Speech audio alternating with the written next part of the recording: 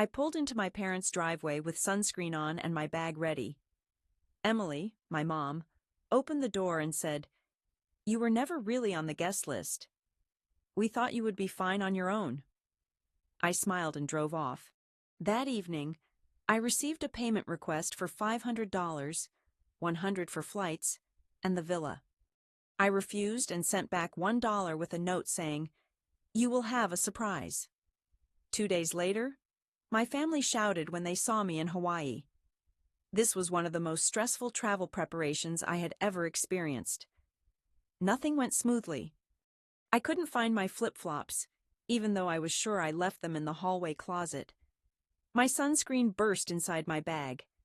I had to change bags last minute because the zipper on my usual one broke completely, like it had been waiting for this exact moment to fall apart. The charger I packed worked only for an old phone, and I forgot to refill my prescription, which forced an extra stop on the way. Everything that could go wrong did go wrong, but I kept telling myself it would all be worth it. We were finally going to Hawaii, the first family vacation in years. It would be just the 5 of us: me, my parents, my sister Emily, and her husband Mike. We had been planning this since spring, and now it was really happening. A beach house, bright sunshine, a chance to feel something close to normal again. Or so I thought. My parents asked me to come by their house the night before because our flight was early morning. It made sense. I'd sleep on the couch, and then we would leave for the airport together. I even bought some snacks to share on the plane and had everything packed. Sunscreen already applied, feeling a bit silly. Music playing inside the car. Vacation mode fully switched on. I pulled into the driveway just as the sun began to set. I grabbed my bag, walked up to the door, and knocked. My mom opened it. She didn't look surprised to see me, more like slightly bothered. Then she dropped the bomb. "You were not actually on the guest list. We thought you would be fine on your own." I assumed she was joking. I stared at her, expecting some kind of joke or explanation. Nothing came. Inside, I noticed their bags lined up beside the stairs. A cooler, sun hats, passports resting on the hallway table. Emily and Mike were laughing at something on her phone in the living room as if it was an ordinary evening. "What do you mean?" I asked. She shot me a look that seemed like she wanted to ease the blow but lacked the energy to do so. Emily had been going through a tough time lately. She requested this trip be just about her and Mike. No tension, no difficulty. You two have not been getting along well, and honestly, we agreed. We wanted her to have something calm and peaceful. They excluded me, not for practical reasons or by accident, but as a gift to Emily. Like leaving me out was a way to show love for her. I glanced over her shoulder one last time. My dad stood in the kitchen with his back turned, pretending to stir something he was obviously not cooking. Nobody said a word. Nobody moved to stop me. So, I left. Back in my car, I sat there quietly for several minutes, not even angry yet, just feeling embarrassed. It wasn't only that they left me out, but that I never saw it coming. For several months, whenever we mentioned the trip, their answers were always unclear. "We will let you know. We are still finalizing plans."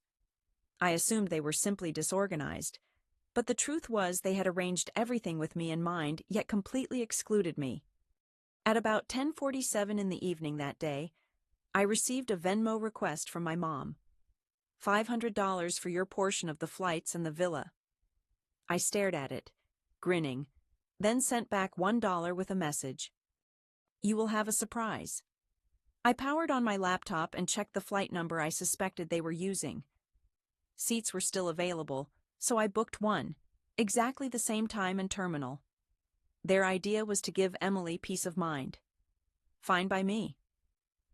But I refused to stay cooped up in my apartment for 5 days while they shared pictures from the beach. I found a superior accommodation instead. A private cabana, within a luxurious villa, overlooking the ocean, with a separate entrance. I reserved it for 5 days under their last name.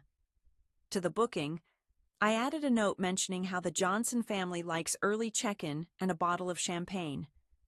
I wasn't seeking revenge. I wanted peace as well. However, my peace would have a better view and a key bearing their name. I arrived at the airport early to avoid any risks, especially since everything seemed to be falling perfectly into place. I parked in the long-term lot just like any other family member heading off for a week in paradise. I kept my hoodie pulled up and headphones on, not because I needed to drown out noise, but because I didn't want to draw attention. I wasn't ready to be noticed just yet. I was aware we were sharing the same flight, but I preferred to keep that a secret for the time being. Boarding began, and I caught sight of them by the gate. My father gripped his typical travel folder like it was a briefcase, even though everything has gone digital these days. Emily was carrying a designer neck pillow attached to her suitcase handle, sharing a laugh with Mike over something on her phone. My mother tapped her foot nervously, frequently glancing at her watch as seconds passed. I waited patiently until the last boarding call, then slipped past them in group 4 while they were engrossed in a conversation with a gate agent about securing a window seat. I walked right by without anyone noticing. It was strangely beautiful. The plane was packed. I settled into a middle seat, kept my head down, and drifted off through most of the journey. I woke up somewhere over the Pacific Ocean just as the flight attendants were passing out drinks. They were a few rows ahead, chatting and laughing as if their vacation had already started. Upon landing, I let them head out first. They hurried along, excited and eager to begin their carefully planned family trip without the troublesome child. I stayed behind, taking my time. When I reached the arrivals hall, there it was, my driver holding a sign with the name Johnson Family. Without asking any questions, he grabbed my bag and guided me to a black SUV stocked with cold towels and a basket filled with fresh fruit in the back. I did not even have to lift my luggage. The resort was about 20 minutes up the coast, a private estate, technically separate from the main hotels. My bungalow featured its very own infinity pool, a hammock tied between 2 palm trees, and a veranda that opened directly onto the beach. Upon arrival, the staff welcomed me warmly, saying, "Aloha, Miss Johnson. Everything is arranged perfectly for you and your visitors." I simply nodded and replied, "They will be arriving later." That sufficed. Meanwhile, I was aware of where they were lodged. It was a respectable resort, without a doubt, but quite confined. The 4 of them shared a single villa. There was limited access to the beach. The atmosphere was family-oriented and noisy, very public. That evening, I strolled close to their part of the island just to get a glimpse. I kept myself hidden, but positioned close enough to observe them moving onto the shore, looking visibly annoyed about something. My suspicion was, they had tried to register using their last name, but were informed someone else had already claimed the best accommodation. They were unaware then, but this would only be the start. By dawn, they would be making phone calls, attempting to uncover what had occurred. Meanwhile, I would be leisurely sunk into a lounger after 3 margaritas, absorbed in a book I never intended to finish. I was not out to spoil their vacation. I was merely letting them experience the sensation of exclusion. The first morning felt like a scene taken from a travel brochure. The sea lay calm. The wind drifted by as if tailor-made for that precise Tuesday. There were no messages, no calls, no disturbances, only a plate of tropical fruit unfamiliar to me and the rhythmic sound of the tides. It was the first moment in a long while when I did not feel like I was revolving around someone else's existence. By 9 in the morning, the notifications began flooding in. The first message came from my mother asking if I had done anything with our booking. I chose to ignore it. Soon after, Emily sent a message saying, "We need to talk." Confused, I read on. Something unusual was happening with the villa. That message actually made me smile. Then she sent a voice note which I did not play. What unfolded was exactly what I had anticipated. When they tried to check in, they discovered that Johnson had already secured the beachfront cabana and there was no record of a second reservation. The staff explained that the name had been flagged for a VIP check-in hours before. Consequently, they were moved to a less desirable room farther away from the shore. It had no view and lacked any extras, but it was the only option available. Naturally, they were very upset. By midday, I finally returned one of my father's calls. He wanted to know if I had made any bookings on their behalf. I admitted that I had and explained why, saying I thought they would manage on their own. After hearing that, he ended the call abruptly. I spent the rest of the day relaxing by my pool and ordering obscure foods just because they were listed on the menu. Two women I had met at breakfast, Cassie and Joy, came over to join me for some drinks. Both were from Seattle, here for a bachelorette event that had been canceled last minute. We clicked immediately, sharing easy conversations and plenty of laughter. They stayed late. I didn't ask them to leave. The following day turned out even better. I went snorkeling while they scrambled to deal with hotel managers, trying to secure an upgrade or move to a different property. I knew it was impossible. Every decent place in that area had been fully booked for weeks. They were trapped in advance. I passed them once along the beach trail near a busy bar. Emily noticed me and looked twice. She wore sandals and was obviously sunburned. I had on sunglasses and a linen shirt, just finishing a massage. Neither of us spoke. That evening, Joy and Cassie returned. We admired the sunset from the deck, then went to bed early, simply lying back while listening to music and the sound of the waves. I did not feel victorious. Not really. I felt calm, as if everything that had been building up over the years had been released during 5 days of silence and salty air. Back home, I was certain consequences would follow. They always do. But for the moment, they were the outsiders, and I was precisely where I needed to be. On the fourth morning, a resort employee knocked at my cabana door. I assumed it was another greeting drink or a towel delivery, but instead they handed me an envelope. It did not come from the front desk, but was personally delivered by a guest they mentioned. There was no name on the front, only a room number scribbled in the corner. Inside was a folded sheet of resort stationery. 3 lines written in Emily's handwriting. This was far beyond trivial. "We are embarrassed for you. You have ruined the trip." No greeting, no signature, no further explanation at all. I folded it carefully and slid it beneath my glass on the patio table, as if it was nothing. I did not even feel anger. Not really. It was more peculiar than anything, as if they truly believed I was just walking away. To disappear without anyone noticing, and now that I had not done so quietly, I became the villain for refusing to slip away quietly. I spent several hours in town with Emily and Joy.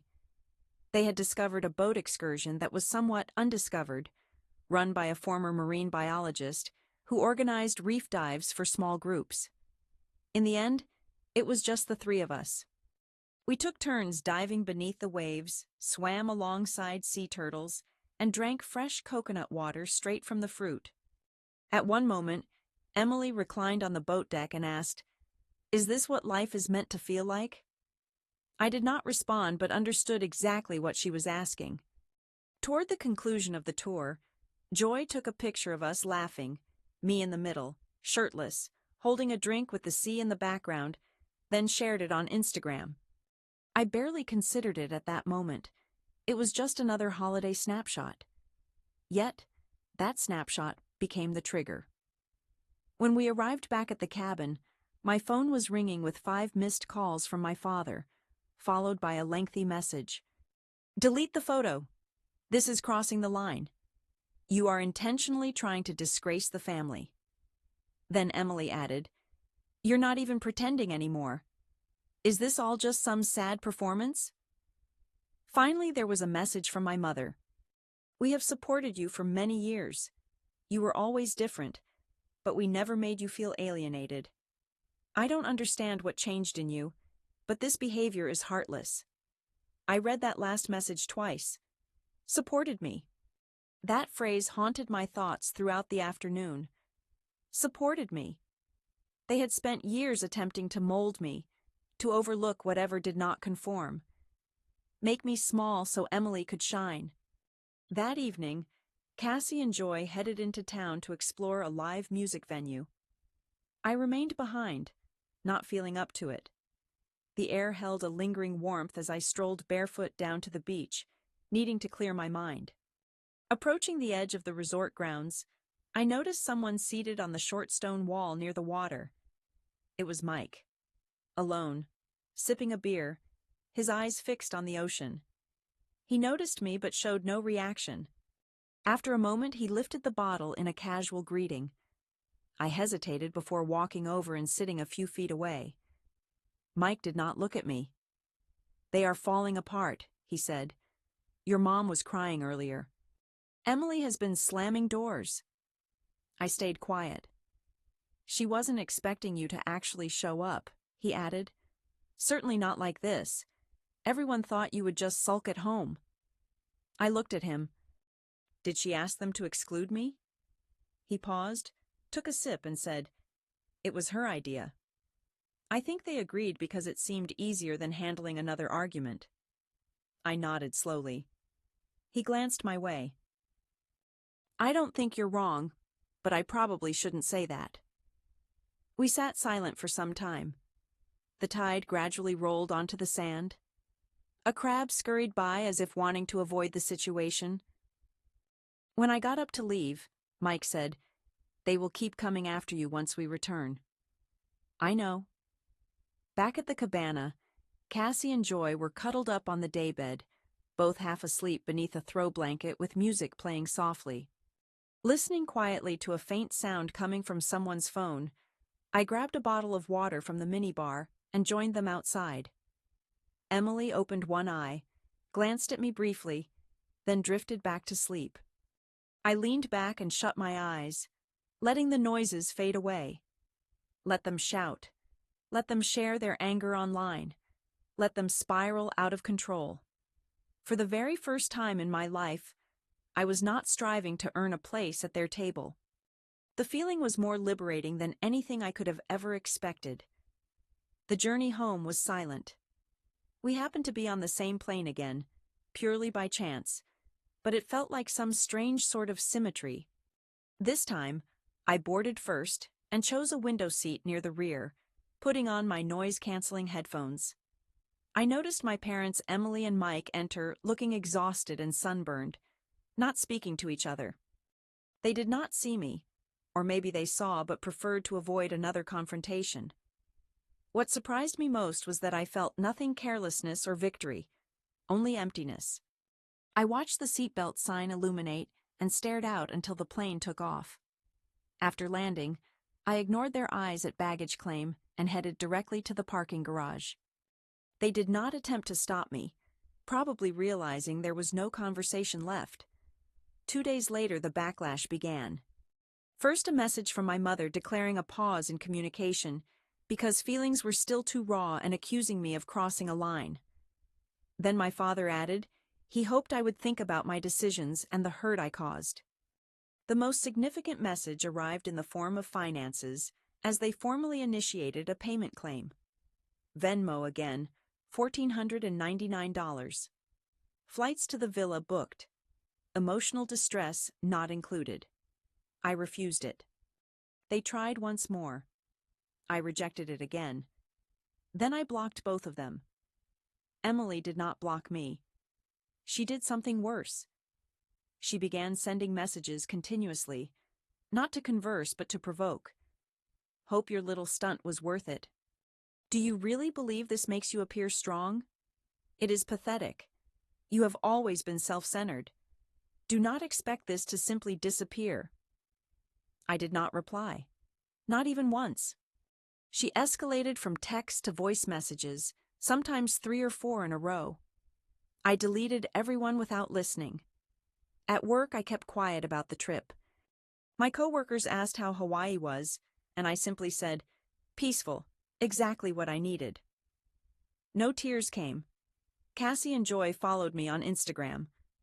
We exchanged brief messages, but it was obvious we would each go our separate ways, which was fine. What we shared was brief, uncomplicated, and exactly what I needed at the time. Nothing beyond that. A week after returning from the flight, I received an email from my father titled, "Family Boundaries Going Forward." I did not open it, simply archived it. Whatever limit they believed I had crossed, I no longer cared to defend myself. They chose to exclude me to make someone else feel more comfortable. I chose to stop seeking their approval.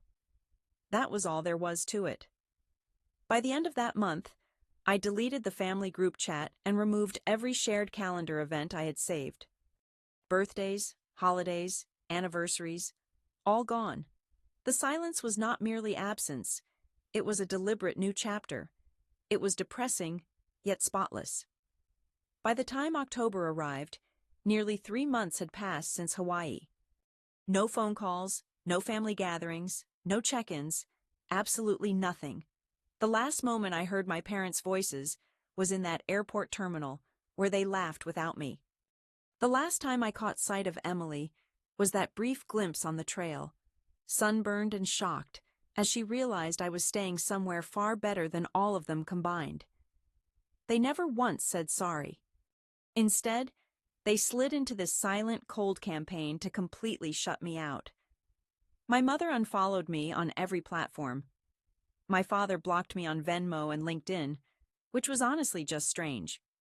Emily didn't block me, but her messages arrived every few weeks, always the same tone. "You should speak with Mom. This has gone too far, Ella. Seriously.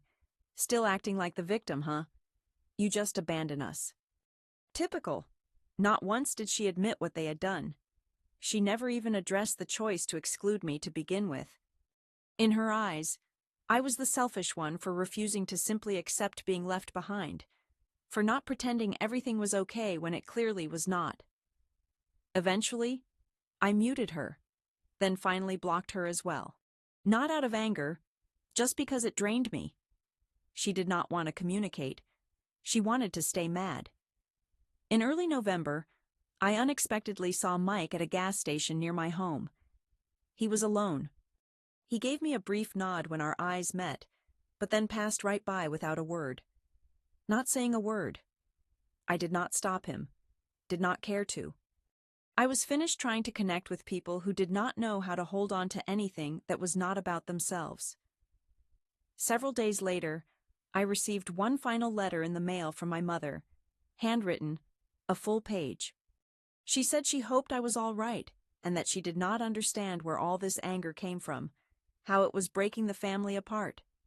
She wrote that forgiveness was still an option, but only if I stepped forward and admitted my role in causing such a painful divide. I folded the letter neatly, placed it in the drawer next to my bed, and never opened it again. That was the last time any of them tried to reach out. Christmas arrived, then my birthday. I spent both days with a few colleagues from work. No drama, no forced conversations, no walking on eggshells. Occasionally I thought about Hawaii, not the revenge or petty satisfaction, but the feeling of that first morning alone by the ocean when the water was calm and no one expected anything from me. In that moment, I realized I no longer needed them to grant me space. I could claim it for myself. It was not about punishment, it was about finding peace. And peace, I have discovered, does not ask to be understood. It simply remains silent while everything else keeps shouting. That is all I will say about them. We do not talk anymore, and I do not miss it. Nearly 1 year has passed. It reached the point where entire weeks slipped by without me thinking about them. I had stopped wondering if they would ever contact me. I stopped searching for their names in my inbox or bracing myself every time the phone rang. Life kept moving forward. I relocated closer to the coast, took on more freelance projects, and eventually began sleeping through the night again. I wasn't focused on restoring the past. I simply created something fresh.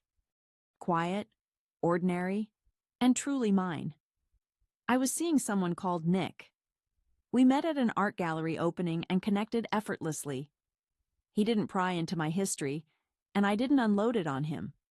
For the first time in what felt like forever, I had a space around me that did not seem to belong to anyone else. Then, last Tuesday evening at about 8:30, someone knocked on my door unexpectedly. I hadn't ordered food, and nobody ever showed up without sending a message first. I figured maybe a neighbor needed help or a package was delivered to the wrong apartment. I opened the door, and Emily was standing there. She looked worn out, not in a dramatic way like she was falling apart, but in a way that showed she hadn't been doing well for quite some time. Her hair was pulled back, badly dyed a darker shade, and she had no makeup on. She wore a windbreaker. I was sure she used to wear back in college when things between us still made sense. For a moment, neither of us spoke. Then she looked at me and said, "Mom is in the hospital." My mouth opened before my mind could process what she said. What happened? She explained it was a mild heart attack. They said she would recover, but she requested to see you. I just stood there, frozen.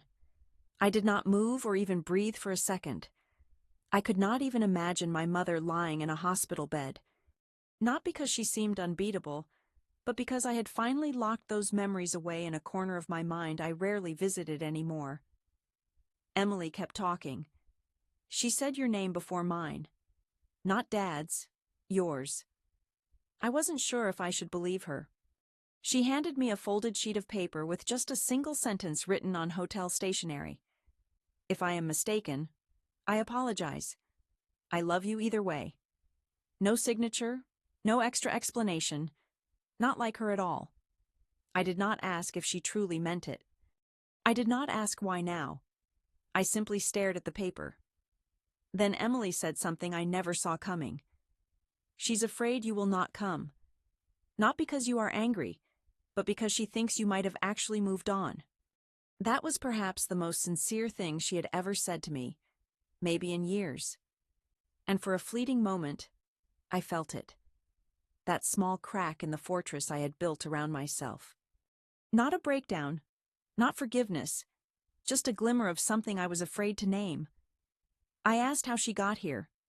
She said she took a rideshare because her car was in the shop. The Emily I knew would never be caught dead without her vehicle. I watched her turn and walk away down the driveway without waiting for a reply. I closed the door and sat in the dark, the note still clenched in my hand. Mike sent me a message an hour later. Just a simple, "Want me to come over?" I stared at the screen, then replied, "Not tonight. It has been a strange day." I did not visit the hospital. I did not call anyone, yet I did not throw the note away either. It still rests on the table. The kitchen table is folded up, standing quietly and ready whenever needed. For the moment, that is all I am prepared to do.